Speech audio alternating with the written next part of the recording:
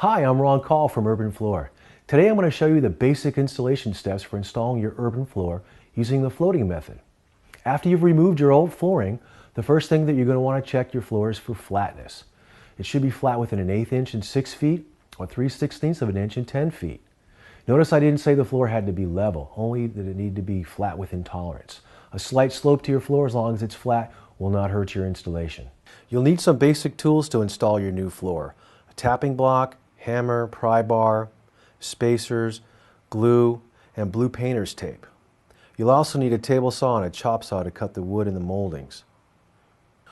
As we get started, the first thing you want to do is take a piece of your underlayment and a piece of your flooring and undercut your door jamb so the floor can easily fit underneath for a clean, professional look.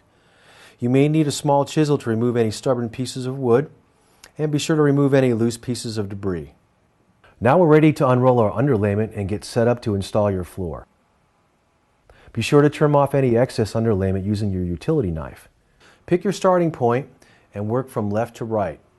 Insert your spacers as you go along so you can maintain your expansion gap as you install the floor. Be sure to stagger your end joints 6 to 8 inches apart. This will add strength and beauty to your floor. Apply a continuous bead of glue into the groove of each board on both the length and the end joints. Now you're ready to install the first board of the second row into the first board of the first row.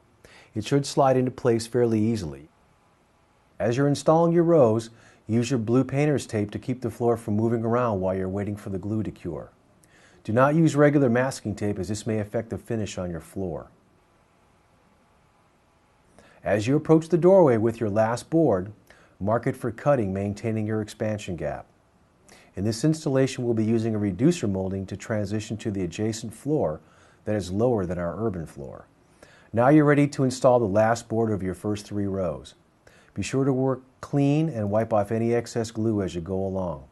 And finish your application of blue tape to keep the boards from shifting around while the glue cures. It's real important that as you work your way across the room with your next rows, that the previous row of planks don't shift. Alright, so you've got your first 3 rows in and they're all taped up with your blue tape. This might be a good time to take a little break and maybe grab some lunch just to give the glue some time to set up and cure a little bit. Now remember, as you continue to work your way across the room, work from left to right and continue to use your blue tape. To cut the last row, place the board to be cut directly on top of the last row of boards installed and place a marker board on top as shown and mark your cut line with the pencil. Cut the last planks to fit, maintaining your expansion gap. Using your pry bar, gently snug up the floor nice and tight and insert spacers or wedges to keep the floor from moving while the glue dries. Use construction adhesive to glue your transition moldings in place if you're working on a concrete slab. If you're working on a wood subfloor, you can use a brad nail. Just be sure to putty your nail holes with the appropriate color filler.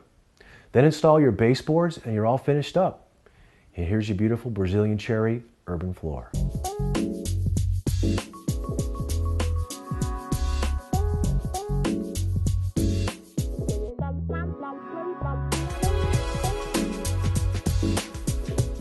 Once again, I'm Ron Call, and I just showed you the basic installation steps for installing your urban floor.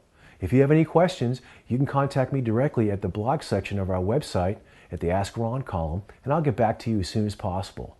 Once again, thanks for stopping by urbanfloor.com. We'll see you next time.